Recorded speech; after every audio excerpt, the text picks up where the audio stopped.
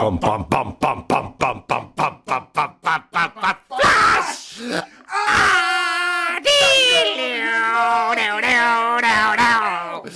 guys, I don't think I know what we're talking about this week. But we love That was fun. That was great fun. Yeah, we should sing more. You would never talk about this movie without starting like that, would you? No, you wouldn't, because it's Queen. And it's one of the great theme tunes. Oh, it's just so good. I even would play it in the car. Exactly. So sometimes I do. we kind of give it. So we're kind of giving away what we're doing pretty much straight away. So guys, I am Bob Dave. I am Movie Mark. We are Dudes of the Galaxy. Dudes. So please, guys, come join us and Let's have some fun. Yeah.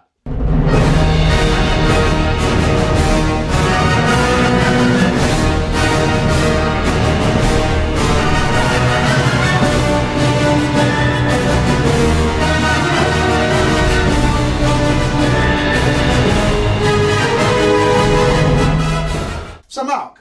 Yes. Flash. What a great film. Oh, it's so good. And it's a bit camp, it's very colourful, but do you know what? I went to see this in the cinema when it came out and I loved it. So, yes, one of my favourite Christmas films. I often, full of Christmas turkey, sitting there rubbing my distended belly. Yes. I know there's some sexy girls in it. There are. Dale Arden's hot. The princess in it. I can't remember her name. What's her name? You need to tell us her name. We've both watched this as well recently, which proves how rubbish we are. We're getting ahead of ourselves. Yes. Flash opens up. You see Flash. He pulls up in his car, and then there's some little people carrier pulls up, and it's got Del Ardo. I don't say it because it's a PG. Dale Ardon. Dale Ardon. Is that no? It's not a name. Dale Arden. Well, just say, maybe. Let's just say Dale. She gets out of the vehicle. She looks at Flash. Flash looks at her, and they go to a tiny little aeroplane. And they go on an aeroplane in the middle of a meteor storm, which I probably wouldn't do. They would normally, if you were at Gatwick, if you're at Gatwick, they'd probably go, we're delaying that flight because of the eclipse, the meteors, but no, it's fine. Start, you do see the picture of the Earth and you hear Ming's voice. You don't see him, but he says, Clytus on board. Oh, Here's yeah. a little planet that we found. He starts playing with that, doing things like volcanoes, earthquakes, and then when hurricanes. they take off, it's hot hell. You see the little flash hot hell. You do. As they land. And then they take off and he starts talking to Dale and they're getting on. And then the next flirting, I think the word you're looking for. Flirting heavily. Yes. And then you see, and it's a really weird effect, but you see them flying through the crowds and everything goes red. And then you see this thing come towards the plane and it's got Ming's face in it. It's a meteor with Ming's face on. Yeah, and it goes like that, and then the pilots are gone.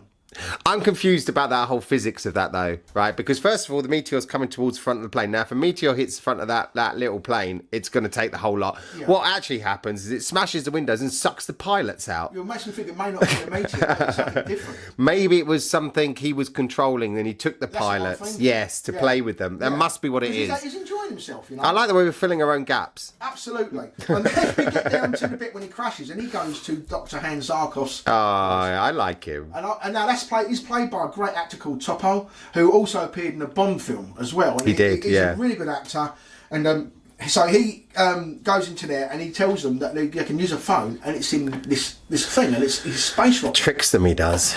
Doesn't he? I'm yodering the hell out of this. Tricks them, he does. He pulls a gun out, doesn't he? He says to them, I only need one of you. You can leave. She's lighter. Yeah, that's the reason why he chose her. Yeah, you're the lighter one. You ugly fella out you get. If we're going to go to another universe or wherever he's going, he probably wants to take the lady. Yeah. Yes. But then they have a scuffle, the ship takes off, and then they all black out. And then there's one G-force. And I love this scene because they're going up and they black out, and just as the jets turn off, you hear drang, and it's just a beautiful moment. It is really You've got great. all like these inky like clouds as they go through, and then you hear the music is ace. The music is so good, and it's unbelievable. That sound that really gets you into it. And then they land on Ming's planet, which I can't remember. It's what's his planet called? Mongo. That's it. So they land on Mongo, and then these creatures. And he goes, "Hi, I'm Flash." He holds his hands out, and he fires this metal hand at Flash, and then he throws him. Which is, again, another weird thing, right? Because someone sat there and gone, do you know what? I'm going to design a gun which has got a metal hand that will grab hold of someone when they do the handshake and flip them over. Specifically for that one. What else could that be used for? Opening doors? What, so you've got a problem with that. I've got an even bigger problem with the fact that when they landed on a planet they knew nothing about, the first thing he did was open the bloody door. Wow. Yeah, that is risque. Enough. He's like, I can breathe! And then he's got no choice, really. Check. But you know, I mean, they look great as well. Gold masks, reds, that's what I love is the colours that they use in this film. You know, and then it is really Christmassy. So they get captured and they go into Ming's room, and then this to me is one of the money shots. Is you first see Max von Sydow as Ming, and he looks incredible. He looks mean. How you imagine Ming to be? Merciless. He looks it. Yeah. And when he walks, that's this with his hands, which I really like. And then Flash has a fight with the guards, and he's losing. And then someone says... He's playing American football with them. He does. And then Dale's going, go, Flash, go! Oh, I don't like that bit. Do you like that bit? It makes me cringe when she's doing... That's so cheese. It's so cheese. I think you've got to accept the fact, though, one of the things you need to watch Flash, accepting the fact that it is cheesy.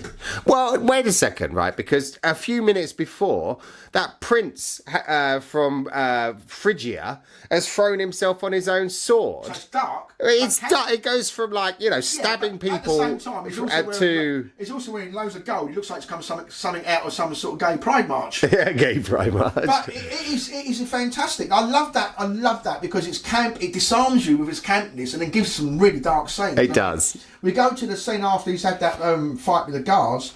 They then execute him.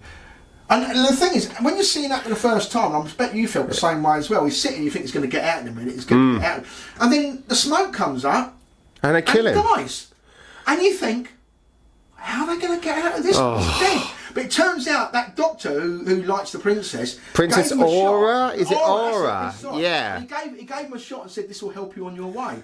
And that's how he did it. Yeah, that's how he did. Very clever. That's why he got revived. Very clever.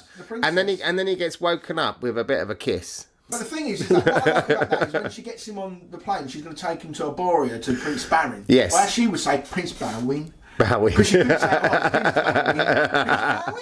and she takes, and he gets that telepathic ESP thing. Yeah. He's talking to Dale while she's kissing him. I get to Arboria, and this is when I think it gets a really good, because then you got Timothy Dalton, who's a future Bond. He's great, and he's Prince Baron. Well, he's a theatre actor, and that's the thing. The one thing about this film is they surrounded themselves with great actors. Blessed, Max von Sydow, Timothy Dalton. Can't wait to talk about him. You know, and also you've got in there the guy who did Let's Do the Time Warp again, Rocky Horror Show. Yes. The creator. Yes. Richard O'Brien. I was going to say. Yeah, who's Timothy Dalton's henchman, so to speak. Wow.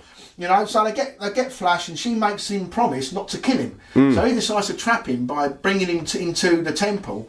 And I know you love this scene. I love it. The tree monster. The tree monster, where you put your hand in. Yeah, and it's a bit like Russian roulette. I mean, again, I mean, you could see the ones which would be the ones at the top's probably a good shout, right? Because you can higher up. Well, exactly. You're going to get your hand in then. Because I watched this the other night, I was thinking exactly the same thing. If I was doing that, I'd go for the highest one possible. But I've put myself in that scenario a long time. You know, as a child, I'd sit there going, you know, how would I do it? And I've studied the log. Yeah. All right. There are definite easy options. There's ones on the side. Yeah. They're just being ballsy with their arms. And then Flash, being clever, he decides that he's not going to play the game, and he tricks Baron by pretending he's been bitten. He does. And he goes, "Tricked you, Baron!" And taps his sword. He does. And then makes his escape. He does. And then he goes down. He tries to save. Some of the peeps as well. Earlier on, there's a Hawkman in a cage, and some of the lizard people. I mean, how do they eat? They've got a mouth and then a mouth.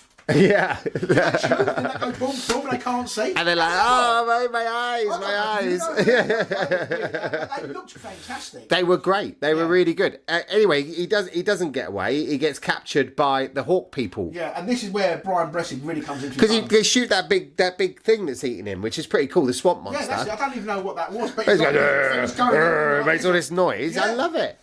And he's going to be eaten, and then he shoots him to kill him. Yeah. He should have just let the thing They hit went to shoot him, then the Corkman shoots the gun out of Baron's hand, and they take him back to their city, don't they? Yeah, but I would have just let the swamp monster eat him. He's already being he eaten. Kill him himself. Ah, he's so selfish. He hated the man that much. This is where I'm Brian Blessed. He's an actual national treasure in this country. He's so booming good. voice. You know, when they told him Gordon's alive, Gordon's alive. Oh, he's so good. Iconic. So good. So my mum actually met Brian Blessed once when he was performing at the Orchard Theatre in Dartford. Yeah. Bumped into him in Boots. In Boots, Wow. right? So she walks up to him and goes, you know, and my boys were really excited to see you, you know, perform in Flash Gordon. And he did, well, he says, done a few things in my life, but it's nice to be remembered for something, he said. Like as if it was something low down on his spectrum and he preferred to be remembered for his art, maybe. But the thing is, as he's gotten older, he shouts that all the time. I've seen he then gave us an autograph, you know, with the golden statement, Gordon's alive, and then put our name on it. So yeah, definitely. You need to frame that. I need to frame it and bring it in here with a picture of Brian. That'd be amazing. With his big bushy beard. I think autographs are made for space, so you need to well, they are, but you realise in Dude HQ we're running out of wall space. This is the issue. Well, that's because you've got quite a bit. Quite a bit of stuff.